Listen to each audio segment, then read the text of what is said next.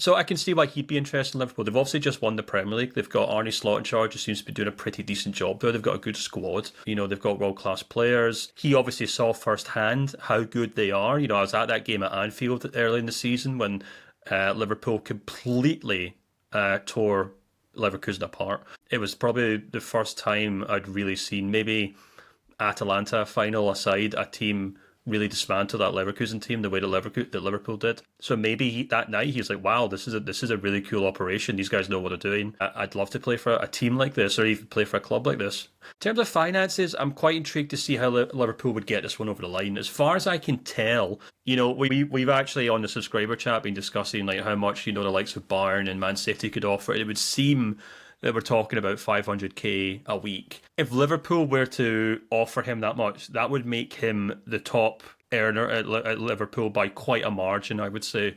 More than Van Dijk, and I think more than they offered Trent Alexander-Arnold to stay, which I think is more around the 400, 450 mark. Also, the money that Liverpool they would have to pay to sign Wirtz this summer, which I'm still being told is 150 million euros, is about twice Liverpool's record signing, which is Darwin Núñez, which stands about 85 million euros. There are ways for Liverpool to afford Florian Wirtz. Number one, they've hardly spent any money since Arne Slot came in the door. They only spent about 30, 40 million euros, I think. So they've got more or less all of last season's transfer budget still, in their back pocket. And there are players that they could or potentially would have to move on if they were to sign Florian Wirtz. Now, remember, Florian Wirtz predominantly plays as a left winger.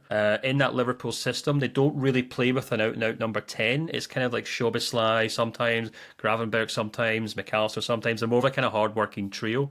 So I would imagine Wirtz would play on that left wing, where they've got Cody Gakpo, they've got Diego Jota, they've got Darwin Núñez, they've got and Luis Diaz. And all four of them could be sold, or at least two of them could be sold. Darwin Núñez is expected to move on. I know he's technically a striker, but he can play on the left as well. There's been a lot of reports suggesting that Luis Diaz may be sold. And while Cody Gakpo is a decent player, he could probably still fetch a decent fee as well. So there are, to borrow a term from Spanish football, there are levers that Liverpool could pull if they wanted to kind of finance a move for Wirtz. It would be a marquee signing, there's no doubt about it. But that's a lot of ifs and buts we're talking about here, and they are competing against Manchester City and Bayern, who are probably in better financial situations to kind of maybe offer fees up front, or in terms of transfer fees, or offer better wages as well. So it's a lot of ifs and buts, but it's certainly very interesting.